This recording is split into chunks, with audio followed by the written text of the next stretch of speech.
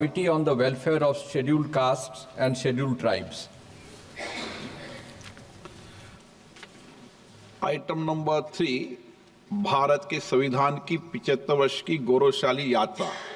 मैं इसलिए दोबारा सब्जेक्ट बोल रहा हूं ताकि बोलते समय सभी मान्य सदस्यों को ध्यान रहे कि किस विषय पर हम चर्चा कर रहे हैं। श्री किरेन रिजिजू जी।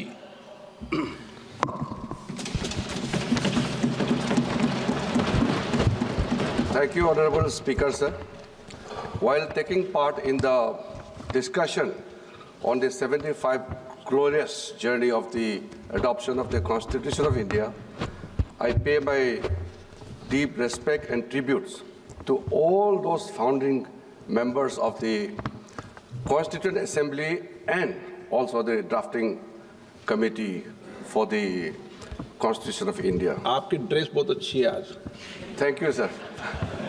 आपका सर कपड़ों पे आपका नजर बहुत कम जाते हैं, आज आपका नजर गया, धन्यवाद सर। सर कल बहुत अच्छा डिबेट हुआ और हमारे विपक्ष और ट्रेजरी बेंच से सबने अपने बात रखे हैं। थोड़ा डिफरेंसेस होते हैं, आइडियोलॉजी ओपिनियन होते हैं, मगर अपना बात रखा। और सर मैं भी कुछ तर्क के साथ अपने पार्टी की ओर से इस महान सदन में अपना बात रखना चाहता हूं। ओरिजिनली सर 389 मेंबर्स चुने गए थे संविधान सभा के लिए, और बाद में जाकर के पार्टीशन के बाद मुस्लिम लीग के बाकी मेंबर्स सब विड्रॉ हो गए, तो रह गए थे 299 मेंबर्स। और 299 मेंबर्स ने टोटल उसमें 15 महिलाएं और 8 मेजर कमिटियां और 13 माइनर कमिटियां गठन करके 2 साल 11 महीने 18 दिन कुल मिलाकर के 11 सेशंस और 165 दिन काम करके ये महान संविधान का रचना हुई। इसमें संविधान का रचना करते समय हम लोग को ये भी रखना चाहिए कि कुछ ऐसे सिंबल्स, कुछ ऐसा प्रतीक जिसका संविधान में, संविधान के किताब में और बाद में हमारा देश का चिन्ह में ऊपर के सबके सामने में आए हैं। मैं सबसे पहले तो हमारा देश का महान जो इतिहास है उसके बारे में सिर्फ इसी चीज़ का जिक्र करना चाहता हूँ। दुनिया का सबसे महान सम्राट में से एक अशोक सम्राट के जो अशोक स्तंभ है उस पे आधारित जो सारनाथ में बनी है, जो ओरिजिनली सारनाथ में था, बाद में जाकर के उसको सांची के स्तूपा कहा जाता है मध्य प्रदेश में। वहाँ अभी भी जाके देख के आ सकते हैं। मैं आज से 6 दिन पहले सांची खुद जाकर के दर्शन करके आए हैं। और जो हमारा तिरंगा झंडा में 3 कलर है, सबको मालूम है। बीच में सफ़ेद कलर के बीच में जो धर्म चक्र है, हमारा जो धर्म चक्र का नीला रंग होने का कारण वो भी हमको सबको मालूम है, मैं फिर भी जिक्र कर रहा हूँ। उसको व्हील ऑफ लॉ, विधि का चक्र कहा जाता है, क्योंकि नीला रंग दर्शाता है आकाश, महासागर और सार्वभौमिक सत्य को दर्शाता है। यही कारण है कि राष्ट्रीय ध्वज के सफेद पट्टी के बीच में नीले रंग का अशोक चक्र स्थित होता है। वही उसमें बनी जो 24 तीलियां बनी है वो है मनुष्य के 24 गुणों को दर्शाती है। ये सिंबल, क्योंकि हम इस महान देश का संविधान के बारे में जब चर्चा कर रहे हैं तो उस संविधान का प्रेरणा कहाँ से मिला वो भी हमको नहीं भूलना चाहिए। बाबा साहब भीमराव अंबेडकर एक जब लोकतंत्र के बारे में बात करते करते उन्होंने कई बातें कही। एक कोट मैं आपके सामने में पेश करना चाहता हूं। बाबा साहब ने कहा था, the institution where there are many rules for motions, resolutions, quorum, voting and counting of votes, Lord Buddha got this inspiration from the political systems of that time. उन्होंने मॉन्क का यूनियन को पार्लियामेंट ऑफ इंडिया से compare किया। और sir, बाबा साहब ने जब अपना संविधान का रचना का ड्राफ्ट करने का शुरू किया, उसमें कई कोट्स है। मैं कुछ देर में कुछ कोट्स को आपके सामने में पेश करना चाहूँगा। फिलहाल सर, कॉन्स्टिट्यूशन स्पिरिट, जिस स्पिरिट से हम आज तक 75 वर्ष पूरा हो गए हैं, उसमें लिखा हुआ जो शब्द होते हैं, उसके अलावा संविधान का जो स्पिरिट है, उसको भी हमने कैसे मानते हुए आगे चलने का काम किया है। मैं फक्र महसूस करता हूँ, प्रधानमंत्री मोदी जी का जब कार्यकाल शुरू हुआ, उसने संविधान को उसी स्पिरिट को मानते हुए अपना सरकार का मंत्र को इस देश का सामने में रखा, और वो मंत्र है सबका साथ, सबका विकास, सबका विश्वास और सबका प्रयास। इस चीज को लेकर के हम सब भी फक्र महसूस करते हैं कि संविधान के स्पिरिट के अनुसार ही 75 वर्ष पूरा होने पर संविधान का एडॉप्शन को इस वक्त हमारा देश का राष्ट्रपति एक महिला और एक आदिवासी है, जिसको इस देश का महामहिम राष्ट्रपति का पद पर आसीन होने का मौका मिला है। मैं जब बाबा साहब अंबेडकर को कोट करता हूं, तो मैं ये मानता हूं कि ये मैं एक अधिकार के रूप में कोट नहीं कर रहा हूं, मैं दायित्व के हिसाब से मैं बोल रहा हूं। क्योंकि अगर बाबा साहब अंबेडकर का वो स्पिरिट संविधान में नहीं होते, तो मैं भी आज इस महान सदन में कभी भी नहीं होते। मैं एक ऐसे क्षेत्र से आया हूं, मैंने एरोप्लेन पहले देखा है, गाड़ी बाद में देखा है, क्योंकि मैं सांसद बनने के बाद ही गाड़ी का रास्ता बनाना शुरू हुआ। हमारा प्रदेश में कई गांव में 7-7, 8-8 दिन हम लोग पैदल चलते थे। और जब मैं आदरणीय प्रधानमंत्री जी ने मुझे उस जगह में बैठने का मौका दिया जिस पद पर बाबा साहब भीमराव अंबेडकर बैठे थे, जब मैं इस देश का कानून मंत्री बना, मैंने सबसे पहले उस कानून मंत्री के पद में बैठने से पहले ये समझने का कोशिश किया कि बाबा साहब अंबेडकर क्या चाहते थे, क्या क्या चीज और उसके सोच मन में था जो नहीं कर पाए, और उसने अपना कार्य पूरा करने से पहले क्या क्या चीज उन्होंने आरंभ किया। वो सुबह मैं कानून मंत्री के पद पर जाने से पहले सबसे पहले मेरा मन में यह आया कि बाबा साहब भीमराव अंबेडकर इस देश का पहला कानून मंत्री तो बना, लेकिन उन्होंने इस्तीफा क्यों दिया, इसका चर्चा लोगों के सामने में अक्सर नहीं होते हैं। जब कोई इंसान किसी पद से इस्तीफा देते हैं, उसका बड़ा कारण होता है, वो भी बाबा साहब भीमराव अंबेडकर जैसे, जिन्होंने महान संविधान का रचना किया। इसको हम आर्किटेक्ट ऑफ इंडियन कॉन्स्टिट्यूशन के नाम से जाने जाते हैं, और इतने कम समय में कानून मंत्री के पद से क्यों इस्तीफा दिया। तो मैंने ढूंढ करके वो पत्र जो बाबा साहब भीमराव अंबेडकर ने पंडित नेहरू जी को लिखा, जो प्रधानमंत्री थे, उस पत्र को मैंने पढ़ा है। अब मैं पत्र को, लंबा पत्र है, पूरा जिक्र नहीं करना चाहूँगा, और उसके पत्र में 1 पॉइंट है, 2 पॉइंट्स है, वो भी मैं कुछ देर में मैं जिक्र करूँगा। अभी मैं सबसे पहले इस बात से मैं शुरू करूंगा कि आप हो या हम सब फक्र महसूस करते हैं इस देश का नागरिक होने का, क्योंकि हमारा देश का संविधान दुनिया का सबसे बड़ा संविधान ही नहीं, दुनिया का सबसे खूबसूरत संविधान भी है। उस संविधान में सब कुछ है। मैंने बीते सालों में दुनिया का कई संविधानों का भी मैंने परखने का कोशिश किया है, प्रावधानों का भी, और हमारा संविधान का प्रावधानों को भी मैंने बारीकी से देखा है। इसलिए मैं कह सकता हूं, इसमें पार्टी उस पार्टी इस पार्टी का सवाल नहीं है, हम सब भारतीय हैं, और इस संविधान को लेकर के हम लोग गौरव महसूस करते हैं। इसमें बाकी का तो छोड़ दीजिए, मैं 1-2 जो आर्टिकल का स्पिरिट को, मैं जिस स्पिरिट को जिक्र किया था सबसे पहले, उसको ये अंगीकृत किया गया था आर्टिकल 15। आर्टिकल 15 में किसी भारतीय को, चाहे कोई धर्म का हो, कोई जात का हो, बच्चा हो, बूढ़ा हो, औरत हो, मर्द हो, कोई सवाल नहीं, हर एक भारतीय को बराबर का दर्जा देने का सबसे पहले आर्टिकल 15 में जिक्र किया गया है। फिर उसके बाद आर्टिकल 16 में, अनुच्छेद 16 में सबको बराबरी का मौका देने का, इक्वालिटी इन अपॉर्चुनिटी, इसका भी वहां मेंशन किया गया है। फिर माइनॉरिटी का हम लोग बात करते हैं। मैं खुद एक माइनॉरिटी कम्युनिटी से आता हूं और आर्टिकल 25 में बाकी सब हिंदू हो या कोई भी हो, हमारे 6 माइनॉरिटी कम्युनिटी है, हिंदू को मिला के 7 है, सबको अपना धर्म मानने का, प्रैक्टिस करने का और दूसरा को बताने का आज़ादी संविधान ने दिया गया है।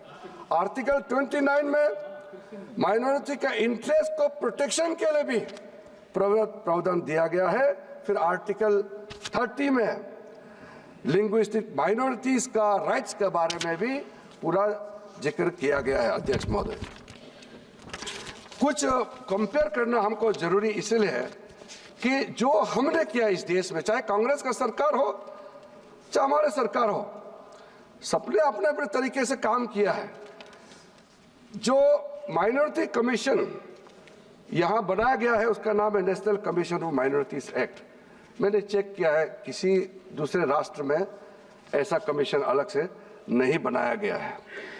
हमारे देश में जितना माइनॉरिटी कम्युनिटीज है, चाहे वो मुस्लिम हो, सिख हो, ईसाई हो, बौद्ध हो, पारसी हो, जैन हो, सबके लिए लीगल प्रोटेक्शन ही नहीं, उसके लिए एफर्मेटिव एक्शंस का जो प्रावधान है वो भी दूसरे देशों का तुलना में कई अधिक प्रावधान हमारे देश में रखा गया है। कई काम कांग्रेस ने भी किया है माइनॉरिटीज के लिए, मैं उसका नकारना नहीं चाहता हूं। मैं जो कह रहा हूं वो देश के प्रति हम लोग का जो एक सोच रखना चाहिए उसी लिहाज से मैं कह रहा हूं। कई कानून है, पूरा मैं बोलना नहीं चाहता हूं। Indian Christian marriage act, Muslim women protection of rights on marriage act 2019, Dargah Khwaja Sahib act 1955, Anand marriage act 1999, Parsi marriage act, divorce act 1936, Jain succession act 1928। इस तरह का स्पेसिफिक माइनॉरिटीज के लिए कानून हमारा देश में बनाया हुआ है। आज मैं जिस मंत्रालय को देख रहा हूं, अल्पसंख्यक मंत्रालय के माध्यम से 6 माइनॉरिटी कम्युनिटीज के लिए कई स्कीम चल रहे हैं। स्कीम का नाम यहाँ जिक्र करने का जरूरत नहीं है, जब क्वेश्चन आंसर या चर्चा आएगा तो हम जरूर विस्तार से बताएंगे। कई ऐसे स्कीम है, मैं खुद अभी जब संसद नहीं चलता है तो जगह जगह जा करके हर एक माइनॉरिटी कम्युनिटी के लोगों से मैं मिलता हूं और पूछता हूं आपके लिए जो प्रावधान भारत सरकार ने किया है कितना लाभ आपको मिला है, अगर नहीं मिला है तो हमको क्या करना चाहिए, हम सुझाव भी लेते हैं। साथ साथ सर मैं एक चीज को बहुत गंभीरता से कहना चाहता हूं। हम सब मानते हैं कि हमारा संविधान खूबसूरत है, बहुत अच्छा है और हम गौरव भी करते हैं, 75 साल पूरा भी हो गए हैं। लेकिन कुछ चीजें हैं जिसको बोलते समय और लोगों के सामने में दर्शाते समय हमको ध्यान रखना चाहिए। ऐसा तो ना हो कि हम जो बोल रहे हैं, हम जो कर रहे हैं, उससे हमारा देश का छवि दुनिया के सामने में कहीं कम तो नहीं हो रहा है क्या। आप सोच के देखिए, हम जब से आज़ादी प्राप्त हुई तब से वोटिंग राइट से लेकर के जो प्रावधान मैंने गिना है सबके लिए है। आपको पता है अमेरिका में हमारे जो ब्लैक्स जिसको कहते हैं रंग वाला, उनको वोटिंग राइट 1965 में मिला। इसलिए मैं कह रहा हूं ना, वहां उस समय बोलते थे, वही बता रहा, आप ध्यान से नहीं सुना।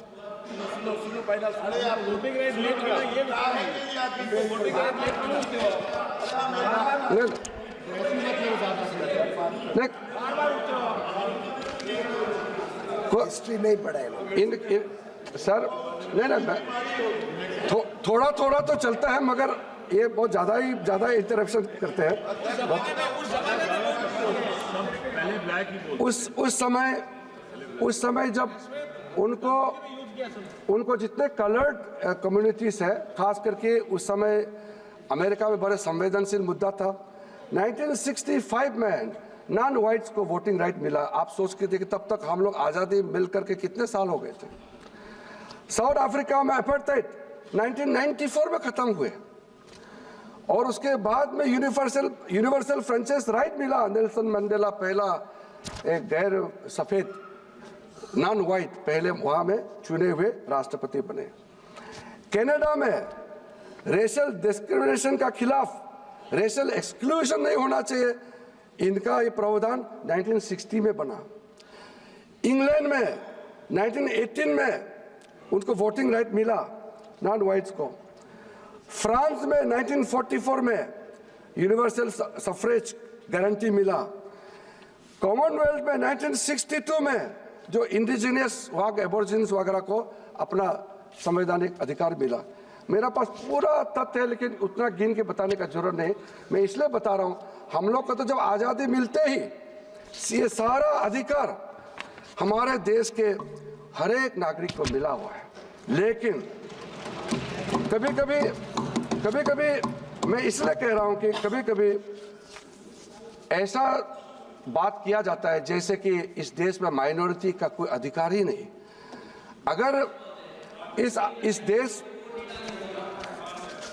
देश में अखिलेश जी, आपका मैं जवाब दे दूंगा अगर आप बीच में बोलेंगे तो। मैं तो किसी का जवाब नहीं देना चाहता हूं आज। वो ऐसा है सर, पुराने दिन याद आ रहे हैं। नहीं,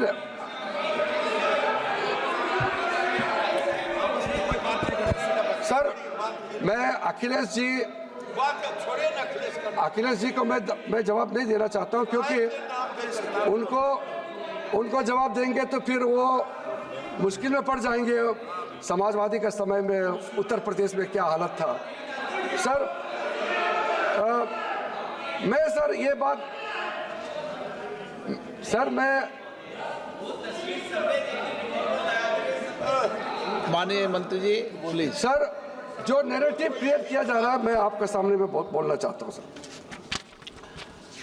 कुछ सर्वे है, ग्लोबल सर्वे सामने में हमने पढ़ा है, उसमें centre for policy analysis in European union का सर्वे के मुताबिक यूरोपियन यूनियन में 48% लोग डिस्क्रिमिनेशन के शिकार हुए हैं, ऐसा मानता है ये सर्वे का रिपोर्ट आया है। उसमें से ज़्यादातर मुसलमान धर्म को मानने वाला, इस्लाम धर्म को मानने वाला का रिपोर्ट है। फ्रांस में कई डिस्क्रिमिनेशन का रिपोर्ट पेश किया। मैं नहीं कह रहा हूँ, रिपोर्ट के बारे में मैं बता रहा हूँ।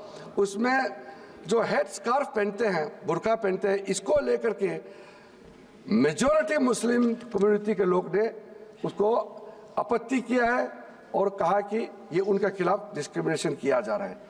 स्पेन में इंटीरियर हेड क्राइम्स, मुस्लिम के खिलाफ हेड क्राइम का रिपोर्ट इतना हाई है, ये भी इन्हीं का रिपोर्ट में जिक्र किया गया है सर। इंडोनेशिया जो मुस्लिम डोमिनेटेड देश है, वहाँ में शियास और अहमदियास के खिलाफ में डिस्क्रिमिनेशन किया जाता है करके रिपोर्ट में आया है। मैं नहीं कह रहा हूँ, ये रिपोर्ट में कह रहे हैं। पाकिस्तान का हालत आप जानते हैं, बांग्लादेश में जो होता है आप लोग मालूम है, अफगानिस्तान में सिखों का संख्या, हिंदूज का संख्या, ईसाई का संख्या क्या हो गया आपको मालूम है। चाहे वो तिब्बत में प्रॉब्लम हो या म्यांमार में हो, श्रीलंका में हो या बांग्लादेश में हो, पाकिस्तान हो, अफगानिस्तान हो, जब माइनॉरिटीज का खिलाफ जुल्म होता है या कुछ दिक्कतें आते हैं, सबसे पहला देश जहां वो आते हैं संरक्षण लेने के लिए वो है भारत देश में। यहाँ सेफ है इसलिए तो आते हैं। फिर ऐसे बातें क्यों कहा जाता है कि इस देश में माइनॉरिटीज को कोई प्रोटेक्शन नहीं है। माइनॉरिटी ठीक है, इंसिडेंट कहीं होता होगा, माइनॉरिटी मेजॉरिटी इंडिविजुअल घर घर में परिवार में भी झगड़ा होते हैं, गांव में झगड़ा होते हैं। इसको भारत में अल्पसंख्यकों को कोई जगह नहीं दिया जा रहा है। आप गुरुद्वारा नहीं जाने दिया जा रहा है, मुसलमानों को दरगाह नहीं जाने दिया जा रहा है, ऐसा क्यों कहते हैं? इसलिए मैं कह रहा हूं कि ऐसा बातें नहीं करना चाहिए जिससे देश का छवि को नुकसान होता है। ये मैं किसी एक पार्टी के लिए नहीं कह रहा हूं, मैं देश के लिए कह रहा हूं। मैं देखिए बीच बीच में टोका टोकी थोड़ा चलता है अध्यक्ष जी, मगर बार बार बोलने से वो अच्छा नहीं होगा आपके लिए भी हमारे लिए भी। मैं एक मिनट मंत्री, मैं माननीय सदस्यगणों से आग्रह करूंगा कि माननीय मंत्री महोदय सकारात्मक बोल रहे हैं। मैं सभी माननीय सदस्य अपेक्षा करूंगा कि वह बैठे बैठे टिप्पणी नहीं करें। धन्यवाद अध्यक्ष महोदय। देखिए सर, मैं बहुत सीधा साधा आदमी हूं। मैं जो सोचता हूं वही बोलता हूं।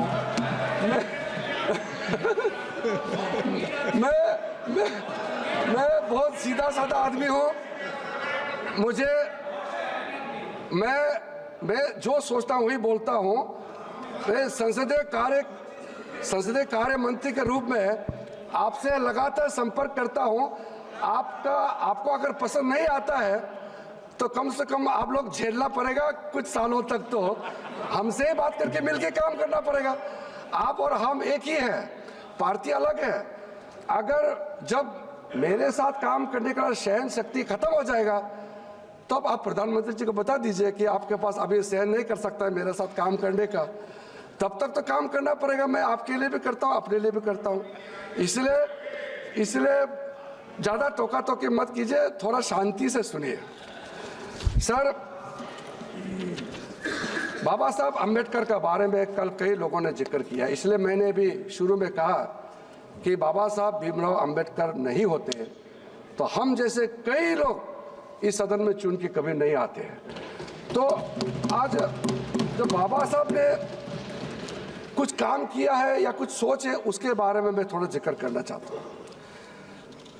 बाबा साहब को इक्वालिटी ऑफ अपॉर्चुनिटी और सोशल जस्टिस में कैसे बैलेंस किया, उन्होंने बहुत बारीकी से, जब संविधान का रचना हो रही थी उस समय बैकवर्ड टर्म को किस तरीके से उन्होंने इस्तेमाल किया है। ये principle of opportunity and role of reservation were given foremost importance while addressing historical injustice done against the marginalized communities. और कभी भी बाबा साहब भीमराव अंबेडकर ने किसी धर्म के खिलाफ कभी उन्होंने नहीं कहा। हिंदू समाज में कुछ प्रैक्टिसेस, छुआछूत का जो व्यवस्था था उसका खिलाफ संघर्ष किया। बाद में कुछ लोगों ने, बाबा साहब तो जब उन्होंने दीक्षा लिया 14 अक्टूबर को, उसके ज़्यादा दिन बाद वो नहीं रहे हमारे बीच में, तो पूरा बात उन्होंने नहीं बता पाया देश में घूम घूम करके, क्योंकि उस समय सोशल मीडिया नहीं था, टेलीविज़न नहीं था, उसका बात पूरा पहुंचा नहीं पाया। मैंने बहुत डीप रिसर्च किया है। बाबा साहब ने जो कह के किया उसको बाद में कुछ लोगों ने मिस इंटरप्रेट करने का शुरू किया और कहा कि बाबा साहब भीमराव अंबेडकर ने हिंदू धर्म छोड़ा है, इसलिए हिंदू धर्म के खिलाफ लड़ाई करना है। ऐसा बाबा साहब ने कभी नहीं कहा।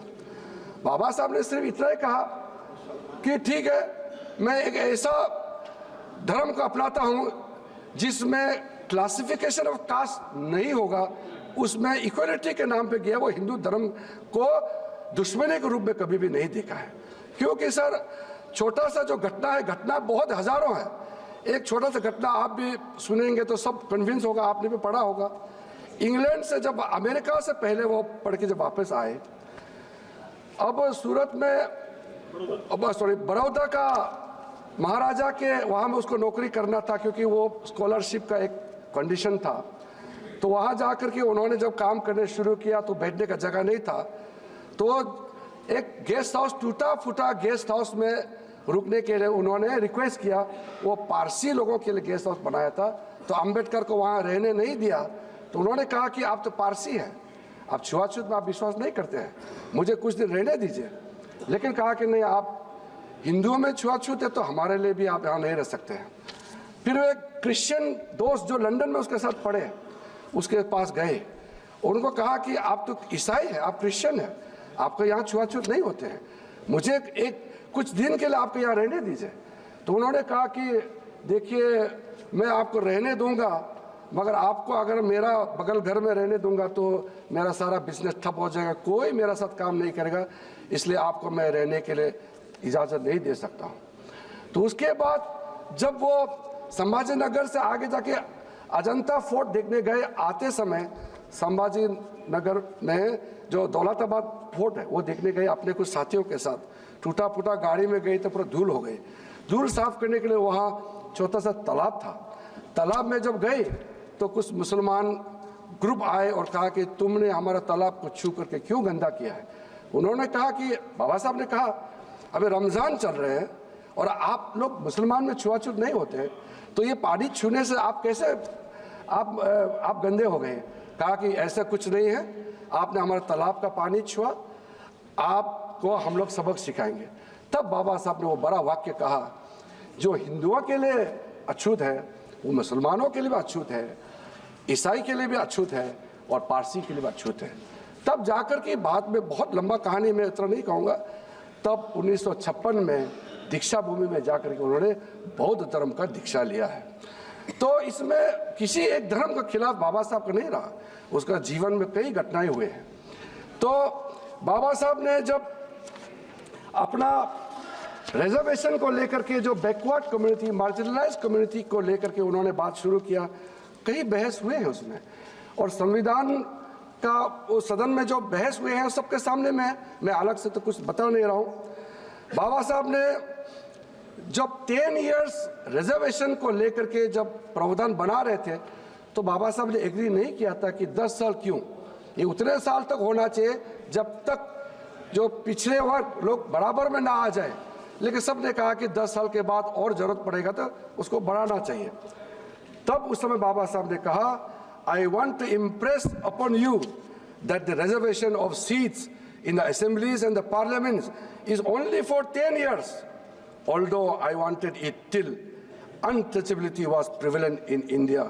Our own people who became members of the parliament on Congress tickets opposed me not to speak of members belonging to a high caste. So, thinking that something is better than nothing, I agreed that reservation may be for 10 years and secured something for our people. कुछ नहीं से तो कुछ सही, इसलिए बाबा साहब ने इस चीज़ को माना है और अब सब पार्टी उसको एक्सटेंड करते आ रहे हैं। बाबा साहब अम्बेडकर, पंडित नेहरू क्योंकि बड़े नेता थे, पंडित नेहरू पहला प्रधानमंत्री बन गए। बाबा साहब के बीच में कुछ डिफरेंसेस तो था, वो तो आप भी मालूम है, हमको भी मालूम है। बाबा साहब ने एक जो कोट को मैं करता हूँ, बाबा साहब ने जो कहा था, I just see the leader of the Congress party, Pandit Nehru. He has delivered 2,000 speeches during the last 20 years, but he has never spoken about the welfare of the scheduled caste events once. From this, you can judge what sympathy the Congress party can have for our people. When its leader is so much adamant, Pandit Nehru is always for the Muslims. ये बाबा साहब ने कहा, मैं नहीं कह रहा हूँ, मैं एक वोट अपने ओर से नहीं डालूंगा। सर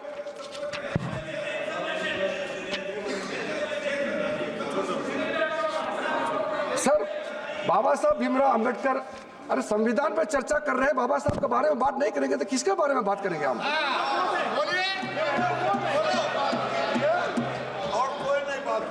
रिजर्वेशन, दो बड़ा व्यू को जानना जरूरी है। Purpose of reservation, sir reservation का कारण क्या है, उसमें नजरिया किसका क्या है? अंबेडकर का व्यू है focus on social justice to uplift marginalised communities and dismantle caste hierarchies, और पंडित नेहरू जी का व्यू था, he viewed reservation as a temporary tool to integrate disadvantaged groups into mainstream. ये देखिए, इसमें कोई इतना निगेटिव नहीं है, जो डिफरेंसेस ऑफ ओपिनियन को मैं बता रहा हूँ। Approach to the caste system, Ambedkar ji advocated for complete abolition of caste system. Nehru ji believed in gradual reforms and hoped discrimination would diminish over the time. Timeline for reservation, Baba Sahib wanted reservation needed indefinitely till equality was achieved. Pandit Nehruji advocated for time-bound reservation for 10 years. Empowerment के बारे में क्या विचार था? बाबा साहब emphasized representation and dignity, ensuring Dalits had a voice in governance and opportunity. Pandit Nehruji focused on economic development, believing discrimination would automatically reduce over the time. तो sir ये सारे जो चीज़ मैं जो बता रहा हूँ, थोड़ा सा अगर विपक्ष के लोग भी कष्ट करेंगे तो वो भी पढ़ सकते हैं खुद, ये अवेलेबल है किताब। इसलिए मैं मानता हूँ कि Ambedkar's view were more systematic and addressed the root cause of inequality, focusing on representation and empowerment. Nehru's views, while progressive, Nehru तारीफ करने में भी आपको आपत्ति?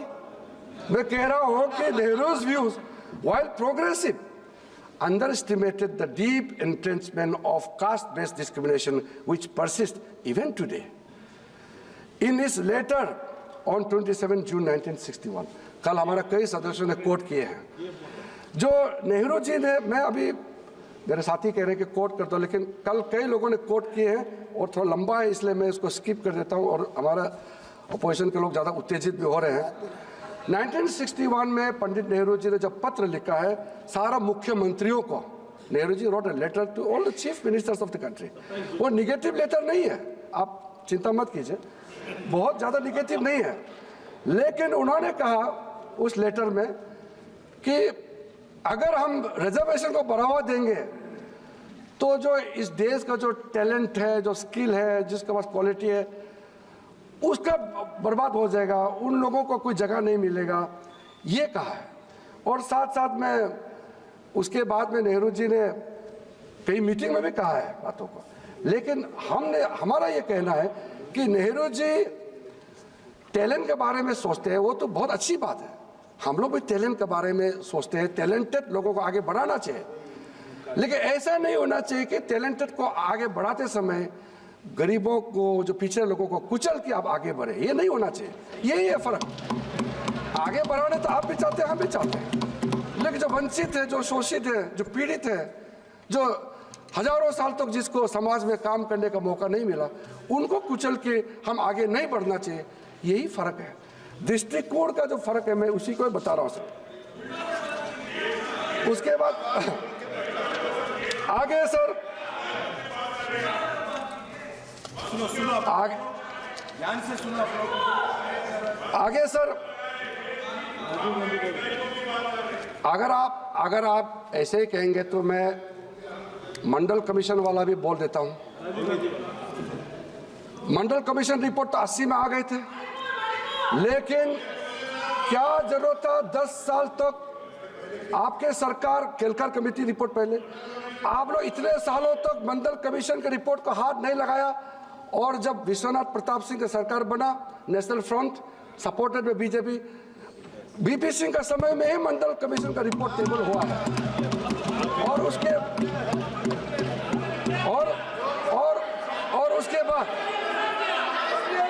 बाद सर मंडल कमीशन का ये मैं बाबा साहब तक ही सीमित रखना चाहता था। आप ही टोक के मुझे बुलवा रहे हो, आप नहीं टोकते तो मैं ये बोलना नहीं था, आप टोकोगे तो और उगलेगा सर। 1990 का रिकॉर्ड सबके पास है, पूर्व प्रधानमंत्री आदरणीय राजीव गांधी जी का वक्तव्य भी सबको मालूम है, और 1985 में जो इंटरव्यू में राजीव जी ने क्या कहा था वो भी सबको मालूम है, कल उल्लेखित हुआ उसका। और उसके बाद में जब आपका पार्टी और राजीव गांधी जी उस समय आपका सबसे पॉपुलर लीडर, पूर्व प्रधानमंत्री के रूप में जो कहा, उसको तो आप नहीं नकार सकते हैं। तो राजीव गांधी जी ने जो कहा था, पंडित नेहरू जी ने जो कहा था, उसको अगर आज का दिन आप नकारना चाहते हैं तो आप बोलिए ना कि पंडित जी ने और राजीव गांधी जी जो कहा हम उसको नहीं मानते, आप बोलिए। आप वो बोलते नहीं है, फिर उसका विपरीत बात करते हैं बराबर। ये मत कीजिए। एक बात करने का एक लहजे, एक तरीका होते हैं। आप या तो सहमत है बोलिए, या तो असहमत है बोलिए, हमारा कोई आपत्ति नहीं है। इसके बाद सर बाबा साहब आम्बेडकर ने जो दुख जाहिर किया, उन्होंने जो इस्तीफा जो दिया, उस इस्तीफा का शुरू में ही उन्होंने मेंशन किया कि अक्सर जो मंत्री अगर कैबिनेट से इस्तीफा देते हैं तो कारण बताना चाहिए क्यों इस्तीफा दे रहे हैं। वो कहा कि मैं कारण नहीं बता के भी इस्तीफा दे सकता था और इस्तीफा देने के बाद मैं कारण बता सकता था, लेकिन मुझे लगता है कि मुझे कारण बताना चाहिए। तो पत्र में बहुत अच्छी तरह से जिक्र किया कि पहला जो कैबिनेट बना वो तो किसी पार्टी चुनाव से जीत करके कैबिनेट तो नहीं बने, उनमें सब विचारधारा के लोग मिल करके वो कैबिनेट बना, फर्स्ट कैबिनेट। क्योंकि पहला सूची जब पंडित नेहरू जी ने बनाया उसमें बाबा साहब अम्बेडकर का नाम नहीं था।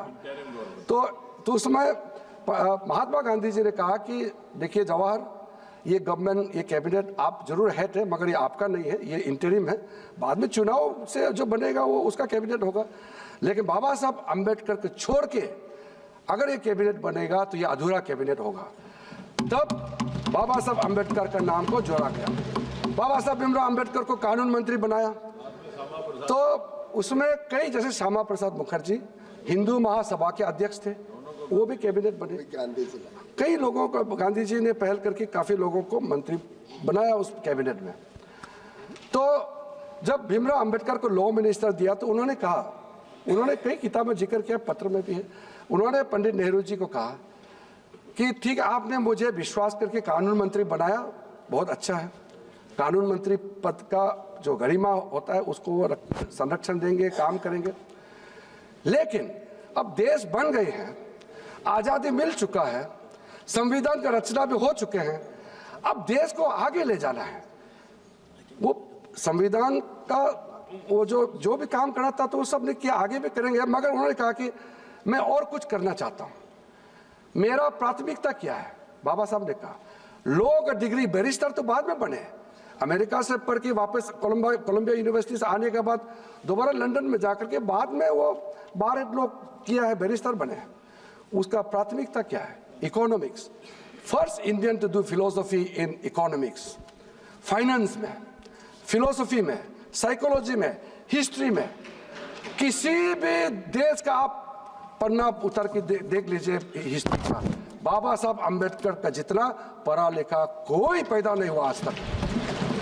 बाबा साहब ने कहा मेरा फर्स्ट प्रायोरिटी इकोनॉमिक्स है, देश को आर्थिक ताकत देने के लिए मैं भी योगदान देना चाहता हूं, मुझे लॉ मिनिस्टर के अलावा कुछ इकोनॉमिक मिनिस्ट्री दे दीजिए, कोई भी प्लानिंग, इकोनॉमिक मिनिस्ट्री में कई मिनिस्ट्री है, लेकिन मिला नहीं है। उसके बाद बाबा साहब ने कहा कि ठीक है, मिनिस्ट्री नहीं दिया लेकिन कैबिनेट कमेटी होते हैं, इंपॉर्टेंट कैबिनेट कमेटी होता है, किसी ना किसी कैबिनेट कमेटी में मुझे रखिए। किसी भी कैबिनेट कमेटी में बाबा साहब अम्बेडकर को मेंबर नहीं रखा गया। तो बाबा साहब भीमराव अम्बेडकर जब फ्रस्ट्रेशन आने लगा कि मैं कैबिनेट में बैठ करके काफी चीज तो कैबिनेट कमेटी में तय करके कैबिनेट में तो औपचारिक पास कराते हैं, तो मुझे तो प्रोसेस में ही इन्वॉल्व नहीं करते हैं। तो उन्होंने नेहरू जी को कहा कि आप मुझे कुछ मौका देंगे कि नहीं।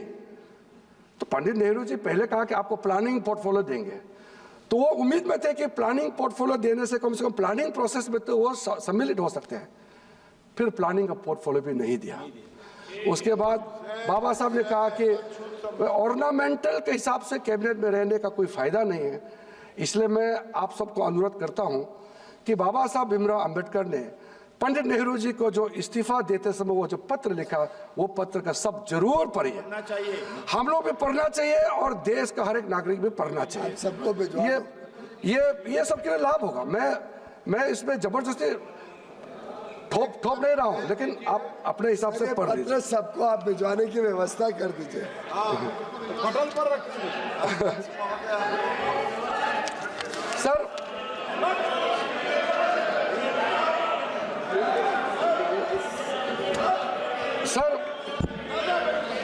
अब मैं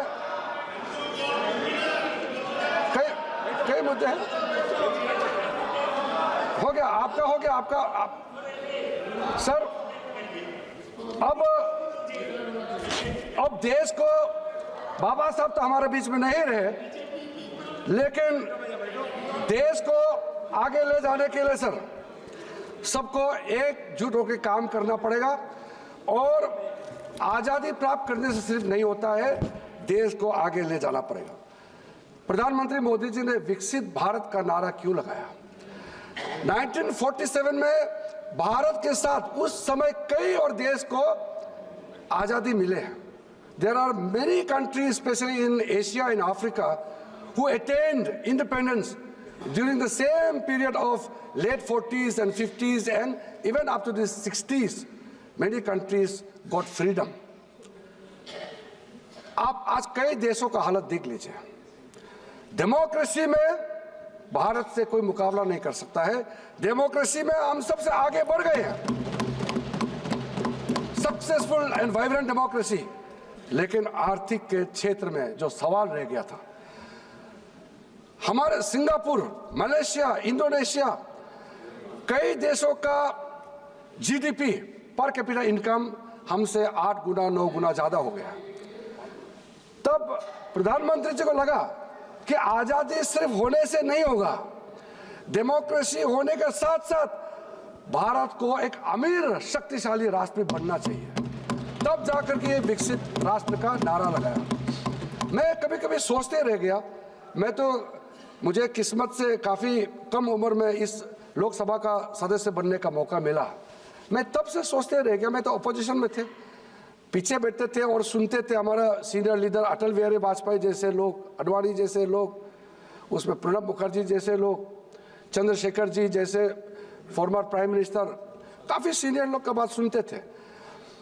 तो मैं सोचते थे कि 65 ईयर्स 70 ईयर्स के बाद भी भारत अमीर राष्ट्र क्यों नहीं बना?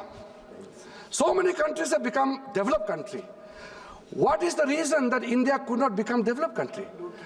हमारा देश में किसी चीज का कमी नहीं है। सबसे ज्यादा चीज इस चीज को देखना चाहिए कि Indians are one of the most intelligent people in the world. Gifted है, टैलेंट है, पढ़ा लिखा है, सभ्यता है, हमारा हिस्ट्री है। फिर भी देश गरीब कैसे रहा? आप नहीं सोचते हैं क्या? या आप 65 ईयर्स आप सरकार में रहे हैं इसलिए आप सोचने का मौका नहीं मिला क्या? देश अमीर क्यों नहीं बना? डेवलप कंट्री क्यों नहीं बना? अगर 1947 में या उसके पास 10 साल बाद भी एक लक्ष्य रखता कि इतने सालों तक भारत को विकसित बनना ही पड़ेगा, अगर लक्ष्य रखते तो जरूर प्राप्त होते। ये लक्ष्य 2014 के बाद में हमारे सामने में आया है। एक लक्ष्य रख करके तो जाना पड़ेगा। किसी राष्ट्र को आगे बढ़ना है तो लक्ष्य को सामने में रख के चलना होगा। बिना लक्ष्य के आप कुछ प्राप्त नहीं कर सकते हैं। तो हमारा हाथ में अब 23 साल बाकी है और 23 साल में भारत को विकसित राष्ट्र बनना है। ये समय कम है, मगर मैं पूर्ण दृढ़ निष्ठा से विश्वास के साथ कहता हूं, पूरा देश एकजुट काम करेंगे तो 23 साल में भारत विकसित राष्ट्र बन सकता है। By 2047, India can develop fully as any other nation has achieved. तो इसलिए सर, जब कोई न्यू रखता है, विजन रखता है, मैंने सुना विपक्ष के लोग उसका भी मजाक उड़ाते हैं। स्वच्छ भारत अभियान चला रहा है, उसका मजाक उड़ाते हैं। आपके सर, मेरे पास एक विषय आया जो मैं विपक्ष को याद आ गया। उस विषय के साथ साथ एक आदमी एक कॉलोनी में रहते हैं, उसका नाला इतना गंदा है, नाला गंदा है, कागज प्लास्टिक पड़ा हुआ है, और वो उसका फोटो खींच करके हमको भेजा, देखो आपका स्वच्छ भारत अभियान का ये हालत है। तो मैंने पूछा, मोदी जी ने रेड फोर्ट से, लाल किला के प्राचीर से कहा कि भारत को स्वच्छ रखना चाहिए, तो आपके नाला के सामने में जो गंदा है वो मोदी जी आके साफ करना चाहिए कि आप खुद को साफ करना चाहिए? खुद का काम तो खुद करना चाहिए। प्रधानमंत्री जी ने आह्वान दिया है, मिलके करना होता है। प्रधानमंत्री जी अकेला देश को विकसित राष्ट्र नहीं बना सकते हैं, वो हमारे देश का नेता है, उन्होंने आह्वान किया है, विकसित राष्ट्र सबको मिलकर के काम करना होगा, तभी भारत विकसित राष्ट्र बनेगा। आप मेक इन इंडिया का मजाक उड़ाते हैं, कहीं भी अच्छा प्रोग्राम जब करते हैं आप मजाक उड़ाते हैं। मैं स्पोर्ट्स मिनिस्टर था, मैं fit India movement, prime minister ने कहा कि फिटनेस के लिए कुछ कीजिए, फिट इंडिया मूवमेंट का हमने मूवमेंट चलाया, एक भी हमारा opposition MP fit India movement में भाग लेने के लिए नहीं आया। क्या आप फिट नहीं रहना चाहते हैं क्या? आप अपने स्वास्थ्य के लिए चिंता नहीं है क्या? आप फिट रहोगे तो देश फिट होगा। फिट सबको रहना है। ऐसा जो कोई पॉलिटिकल चीज है ही नहीं, उसमें भी आप मजाक उड़ाते हैं। वैक्सीन का मजाक उड़ाते हैं। कई मैं उदाहरण देने में, और अभी मैं समय बर्बाद नहीं करूंगा। मेरा एमपी बनने तक हमारा नॉर्थ ईस्ट में आसाम को छोड़ के पूरा हमारा बॉर्डर एरिया में मैक्सिमम बॉर्डर पॉइंट्स में गाड़ी से जाने का कोई सुविधा नहीं था, क्योंकि रास्ता नहीं बनाया था। मैं जब नॉर्थ ईस्ट के अलावा मैं जब गृह राज्य मंत्री बना, राजनाथ सिंह हमारा सीनियर गृह मंत्री थे, मैं हेलीकॉप्टर लेकर सीधा गया गुंजी में, क्योंकि गुंजी के बारे में मैंने बचपन से सुना था। क्योंकि गुंजी का एक डॉक्टर मिले मुझे जब मैं दिल्ली विश्वविद्यालय में पढ़ाई कर रहा था, तो उन्होंने कहा कि दोबारा आप लोग रास्ता नहीं बनाया इसलिए हेलीकॉप्टर से जाना पड़ा सर। तो उन्होंने कहा 35 साल पहले गुंजी छोड़ के देहरादून आए, देहरादून से दिल्ली आए, दोबारा वापस जाने का हिम्मत नहीं है, क्योंकि 18 दिन पैदल चलना पड़ता है बोला। तो मैंने उनको कहा कि मैं आपका गुंजी जाता हूं, मैं देखता हूं क्या है। तो हम गए, तो गुंजी के जो लोकल लोग हैं, बाकी तो प्लान हो गए, 2-4 लोग मुझे मिले और कहा कि देखिए गांव में बहुत कम लोग बच गए हैं, सब चले गए हैं, आप मोदी जी को बता दीजिए कि गुंजी के लोग सपना देखना छोड़ दिया है, कभी गाड़ी रास्ता बनेगा। तो मैंने कहा आप चिंता मत कीजिए, देश का प्रधानमंत्री मोदी जी बन गए हैं और आपके लिए रास्ता बहुत जल्द बन जाएंगे। और बाद में 4 साल के अंदर में गुंजी रास्ता बन गया और सारे लोग आराम से एक दिन में धारचूला होते हुए गुंजी पहुंच सकते हैं। आपको याद है, आपके पूर्व रक्षा मंत्री ने राज्यसभा में जो बयान दिया था, वो तो बहुत ऑनेस्ट बात कहा है। आपके मंत्री हैं, बहुत ऑनेस्टली बोला है, इसलिए मैं तारीफ करता हूं। काम किया नहीं किया, लेकिन बात तो सही बोला है, उसका तारीफ करता हूं। क्योंकि उन्होंने खुद कहा कि मैं देश का रक्षा मंत्री हूं और मुझे ये कहने में कोई संकोच नहीं है कि हमारा सरकार, मतलब कांग्रेस सरकार ने ऐसा पॉलिसी तय किया कि बॉर्डर एरिया में रास्ता नहीं बनाना चाहिए, और रास्ता बनेगा तो उसी रास्ते से चीन आ जाएंगे और हमारा जमीन ले जाएंगे। I will authenticate sir.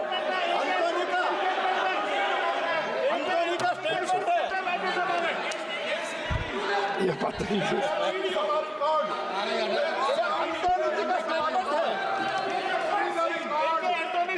Rajya Sabha में स्टेटमेंट है, क्या खोल देता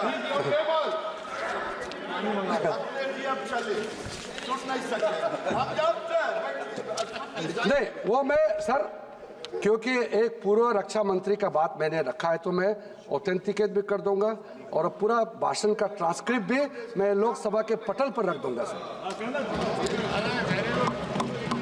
तो क्योंकि सर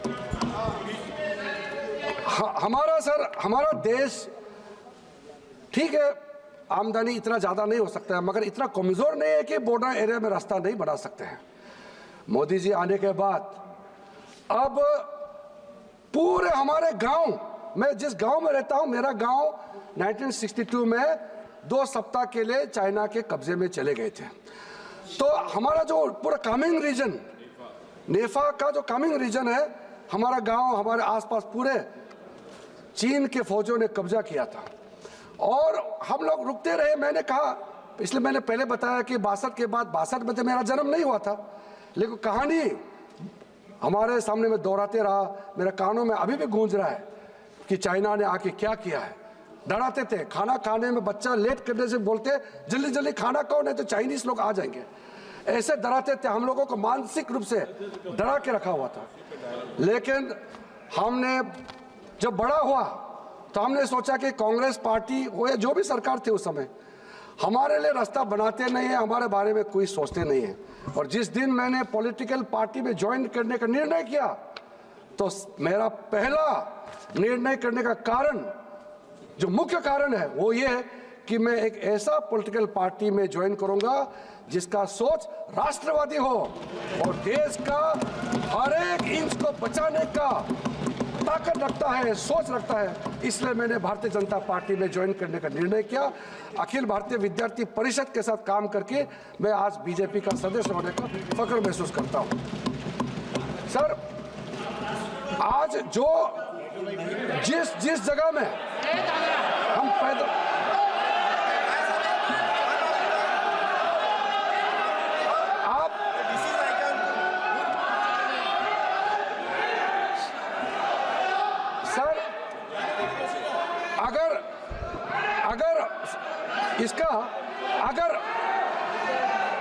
एक मिनट सर, मैं आपको कहना चाहता हूं, अगर इनका उम्र और मेरा उम्र बराबर होता तो मैं बहुत कुछ कहना चाहता हूं, लेकिन उम्र का लिहाज से मैं आपको नहीं कहना चाहता हूं, इज्जत देता हूं। सीनियर को इज्जत करो। She is my senior, I will not speak much. आप बैठ जाइए। हो गया।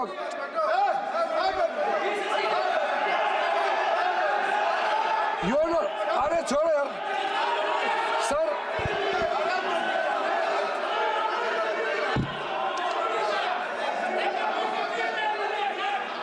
एक मिनट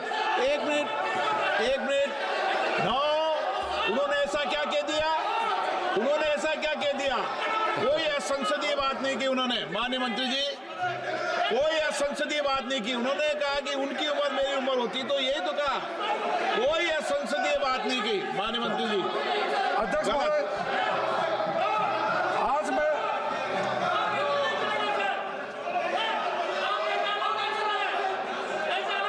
सर मैं बहुत ही फख्र महसूस करता हूं।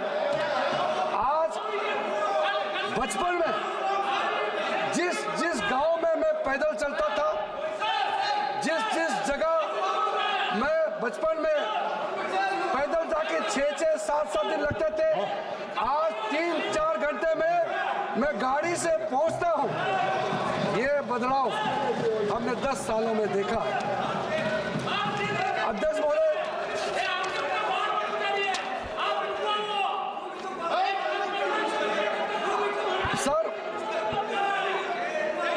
सर एक मिनट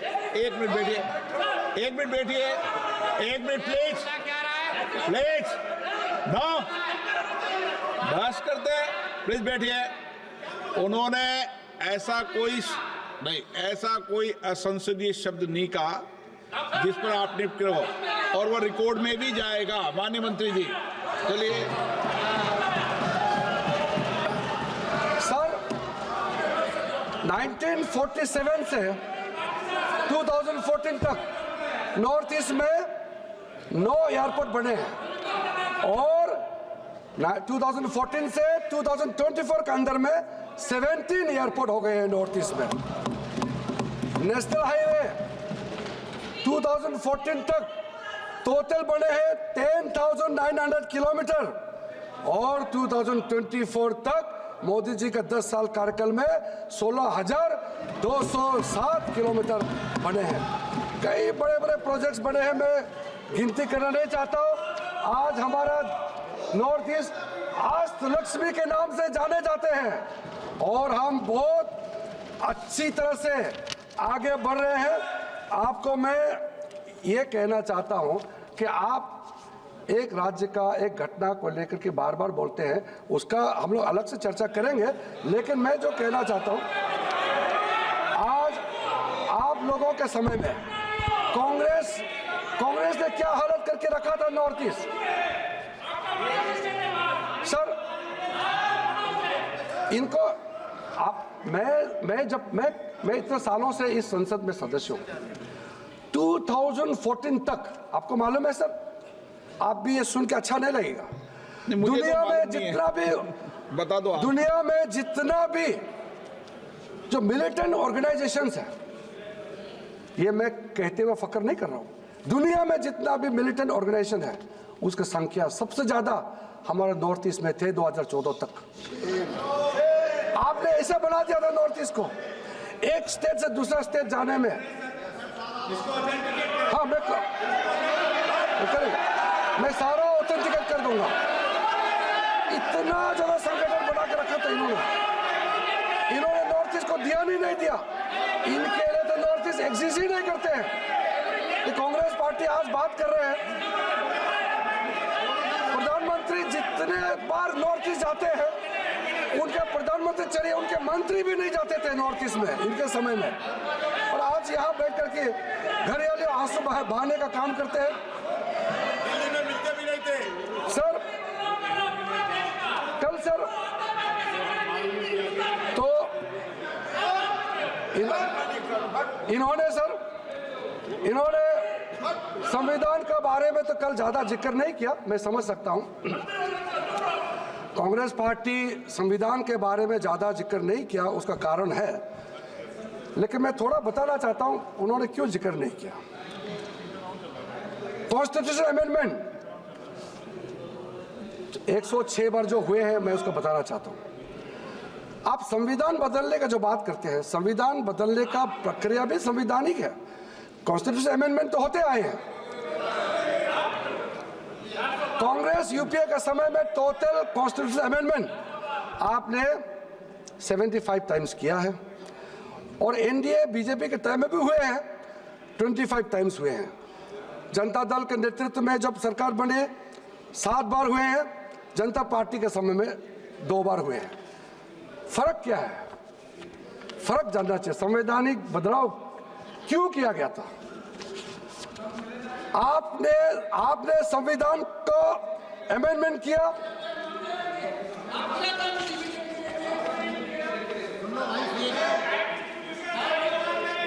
एक मिनट, एक सेकंड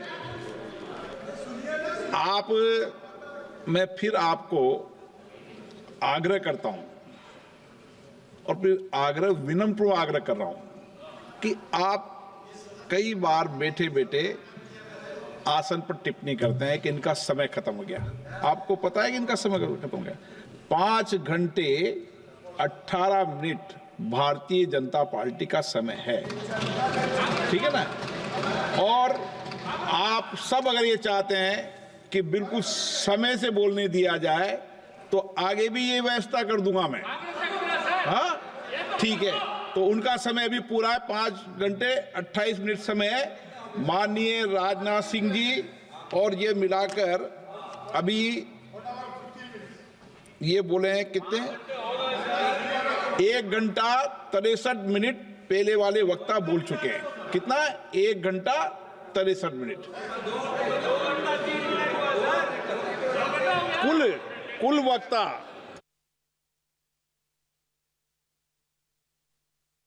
आप चलिए बोलिए, आपका समय है। जब मेरा समय समाप्त होगा, अध्यक्ष जी मुझे बता देंगे तो मैं बैठ जाऊंगा। अध्यक्ष जी ने आपको भी टाइम दिया है, हमको भी टाइम दिया है। देखो, समय संख्या से तय होता है, मैंने समय अपने आप से मर्जी से नहीं लिया है। सर, मैं कह रहा था, सर, संवैधानिक बदलाव, संविधान में जो अमेंडमेंट होते हैं, वो आपने भी किया है, हमने भी किया है। आपने ज्यादा किया, हमारा कम है, लेकिन मैं केंद्रित किस बात में करना चाहता हूं। आपने अमेंडमेंट किस लिए किया था? 39 कॉन्स्टिट्यूशन अमेंडमेंट क्यों किया? वो इलाहाबाद हाई कोर्ट ने जो इंदिरा गांधी जी के खिलाफ जजमेंट दिया, उसको बदलने के लिए आपने संविधान को आपने 42nd अमेंडमेंट क्यों किया? संविधान को, जो प्रियम्बल को बदलने के लिए आपने 42nd अमेंडमेंट संविधान को किया है। हमने संविधान बदलाव किया, महिलाओं को आरक्षण देने के लिए संविधान का बदलाव किया। हमने संविधान का बदलाव किया है, ओबीसी को कॉन्स्टिट्यूशन दर्जा देने के लिए हमने संविधान का बदलाव किया है। संविधान बदलाव का भी कारण जानना चाहिए। आप बिना कारण कैसे बोलते हो? शाहबानों को कानून, अब शाहबानों को, मुस्लिम महिलाओं को जो अधिकार मिलना चाहिए, उसको रोकने के लिए आपने संविधान का बदलाव किया। फर्क है संविधान बदलाव में। सर, आपने राष्ट्रपति शासन कितना बार लगाया आपको मालूम है? इतना ज्यादा लगाया आप भूल गए होंगे। टोटल अभी तो 132 बार आर्टिकल 356 का ये हुआ। देखिए सर, मैं सबका बताता हूं, आईएनसी यूपीए ने 90 टाइम्स आर्टिकल 356 का इस्तेमाल किया, और भारतीय जनता पार्टी एनडीए का समय भी हुआ है, कारण थे 12 बार। जनता दल का नेतृत्व में जब सरकार बने 8 बार, जनता पार्टी के समय में 22 बार। अब आप हमको कहते हैं कि हम संविधान को हत्या करते हैं, संविधान को हम नहीं मानते। ये कारण जानने के बाद आपको दुख नहीं लगता कि आपने झूठ बोल दिया, गलत बात बोल दिया? संविधान का हत्या तो आपने किया है, संविधान का हमला तो आपने किया है, संविधान का प्रियम्बल कोई आपने बदल डाला, संविधान का मूल आत्मा कोई आपने बदल डाला, फिर आप दूसरे को किस मुंह से, किस हिम्मत से आप आलोचना करते हैं? सोचना चाहिए। सत्य बोलिए, असत्य मत बोलिए आप। और महाराष्ट्र और हरियाणा की जनता ने जवाब भी दे दिया। सर, जुडिशरी के बारे में कल जुडिशरी के बारे में काफी जिक्र हुआ, मैं उसको लंबा नहीं दोहराना चाहता हूं। सर, मैं संविधान को जब चर्चा कर रहे हैं, देखिए आप चिंता मत कीजिए, मैं 10 मिनट में समाप्त कर दूंगा, अभी समाप्त कर दूंगा। दर्द हो रहा है इनको, दर्द हो रहा है। मैं 5 मिनट दूंगा आपका समय है। मैं बता रहा हूं। ऐसे माननीय सदस्य कोई विषय हो तो टेबल पर जाकर मालूम कर लें, लेकिन सदन चाहता है तो कितना समय? 2 घंटे और 34 मिनट भारतीय जनता पार्टी का समय है। बोलिए माननीय मंत्री जी। अध्यक्ष महोदय जी, संविधान के बारे में बात करते समय, संविधान के बारे में चर्चा करते समय भी और चर्चा नहीं करते समय भी संविधान का सम्मान करना हम सबका जिम्मेदारी है। आप मुझे बताइए, इस देश का किसी मुख्यमंत्री ने, आपके पार्टी हमारा पार्टी का सवाल नहीं है, इस देश का कौन वो पहला मुख्यमंत्री है जो संविधान यात्रा निकाला था? आदरणीय नरेंद्र मोदी जी जब गुजरात का सीएम बना, पहली बार उन्होंने संविधान यात्रा निकाला, और संविधान सम्मान यात्रा निकालने का कारण था कि संविधान को सिर्फ पकड़ना नहीं, गांव-गांव तक, लोगों का दिल तक ले जाना है और संविधान के बारे में लोगों को बताना है। इसलिए संविधान सम्मान यात्रा निकाला। और जब मोदी जी प्रधानमंत्री बना, इस देश में इतने साल तक इन्होंने शासन किया, संविधान के बारे में कभी उन्होंने सोचा है? ये तो प्रधानमंत्री नरेंद्र मोदी जी के कारण से हम संविधान दिवस मना रहे हैं। 2015 में पहली बार हमारे देश में संविधान दिवस मनाने का सिलसिला शुरू हुआ है। इतने साल तक आपको संविधान याद नहीं आया? और उस समय आपका बड़े नेता, मैं नाम नहीं लेना चाहता हूं, जब संविधान दिवस मनाया जा रहा था, उनके नेता ने कहा संविधान दिवस मनाने का क्या जरूरत है? 26 जनवरी मनाते हैं हम लोग, संविधान दिवस क्यों मनाना चाहते हैं? नाम मत पूछिए, मुझे रखना पड़ेगा फिर नाम मत पूछिए, आप खुद समझ लीजिए। सर, जब संविधान के बारे में जब हम लोग बात करते हैं, तो हमने संविधान का संरक्षण के लिए क्या किया है, इसका भी खुद मंथन करना चाहिए, सोचना चाहिए। सर, मैं 1-2 सवाल, अगर आप लोग बीच में टोका टोकी नहीं करते तो मैं अपना बात को कुछ पॉइंट बोल करके समापन करना चाहता था, लेकिन आपने मुझे टोका है, तो मैं बहुत सॉफ्ट क्वेश्चन, कुछ छोटा सवाल मैं आपके लिए छोड़ के जाना चाहता हूं। सर, आप ये बताइए, बाबा साहब भीमराव अंबेडकर 1951 में लॉ मिनिस्टर से इस्तीफा दिया, उसके बाद दोबारा वो चुन के आना चाहते थे। कांग्रेस पार्टी ने बाबा साहब को पीछा करके मुंबई में और विदर्भ में बाबा साहब अंबेडकर को क्यों हराया और दोबारा इस लोकसभा में चुन करके आने का मौका नहीं दिया। इस लोकसभा सत्र में मैं आपको कहना चाहता हूं, हम सब के लिए कितना अच्छा होता अगर बाबा साहब फिर से चुन के आते 1952 इलेक्शन में।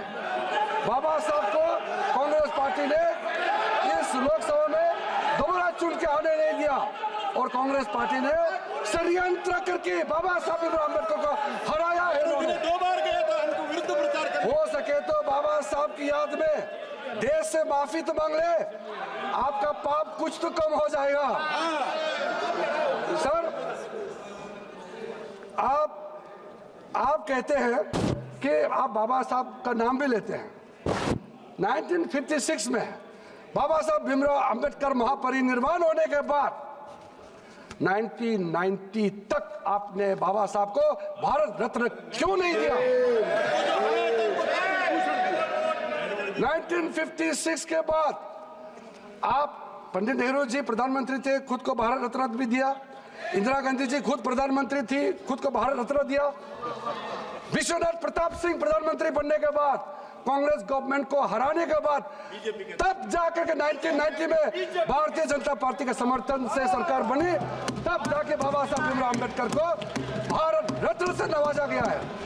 आप बताइए कारण, इतने साल तक आपके शासनकाल में भारत रत्न से बाबा साहब अम्बेडकर को क्यों नहीं नवाजा गया है? आपको जवाब देना पड़ेगा, हमको नहीं सही, देश के करोड़ों लोगों को आप जवाब देना पड़ेगा। कुछ तो कारण होगा। मैं मानता हूं कि इस देश में अगर किसी को पहला भारत रत्न अवार्ड देना चाहिए तो बाबा साहब भीमराव अम्बेडकर को देना चाहिए। बाबा साहब भीमराव अम्बेडकर के नाम में आपने क्या किया बताइए?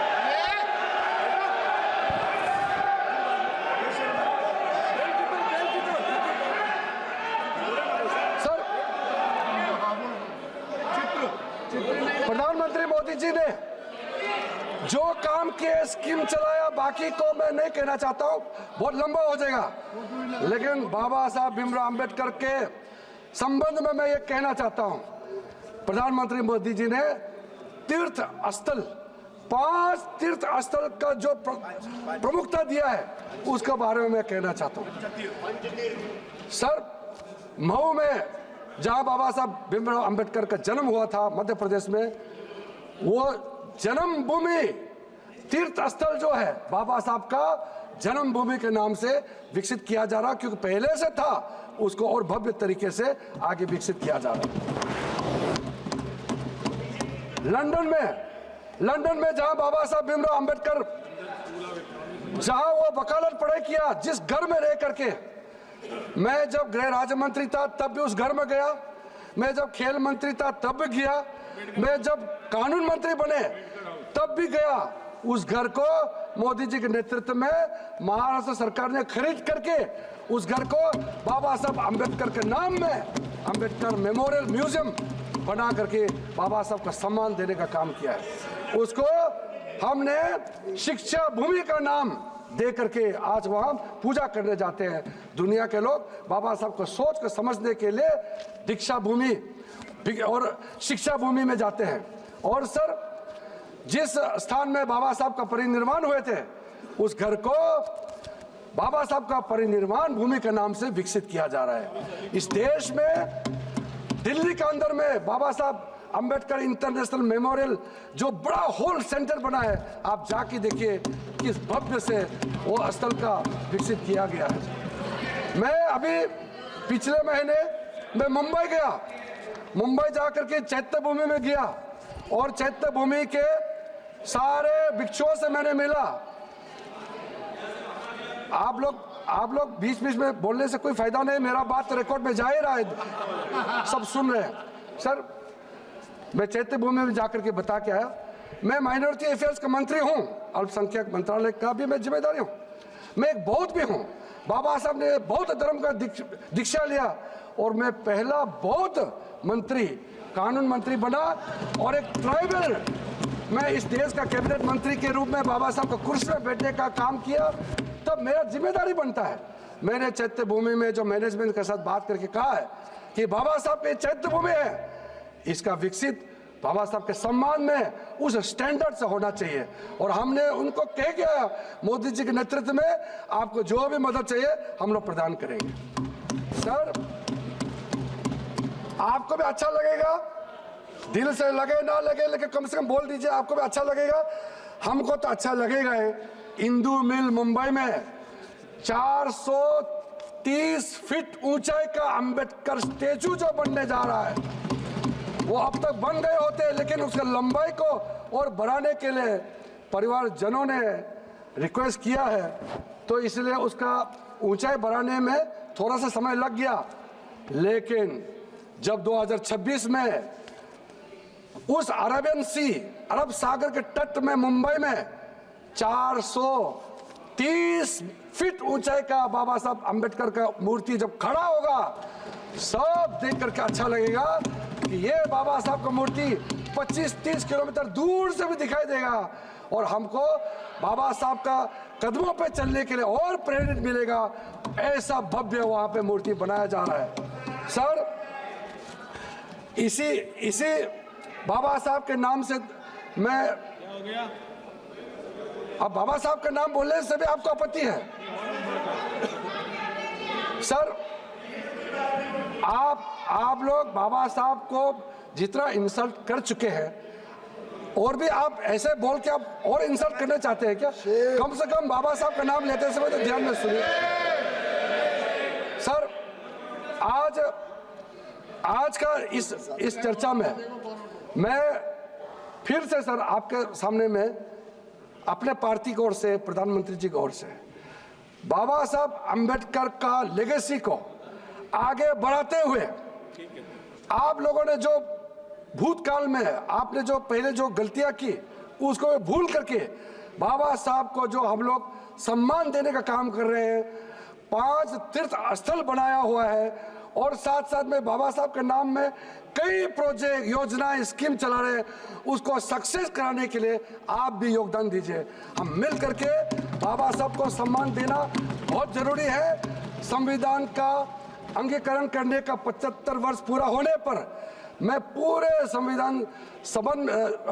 संविधान की उस सभा में रहने वाले जितना भी महानुभाव, महान आत्माओं को नमन करते हुए आपके प्रति भी मैं धन्यवाद प्रकट करना चाहता हूं, क्योंकि आपने जो समय दिया, सबको बोलने का मौका दिया और हमारा संविधान को और आगे बढ़ाने का हम सब मिलकर के काम करने का एक संकल्प लेकर के 2047 में भारत को नरेंद्र मोदी जी के नेतृत्व में विकसित राष्ट्र बनाने का संकल्प लेकर के काम करने का अपील करते हुए मैं अपना बात को समाप्त करना चाहता हूँ।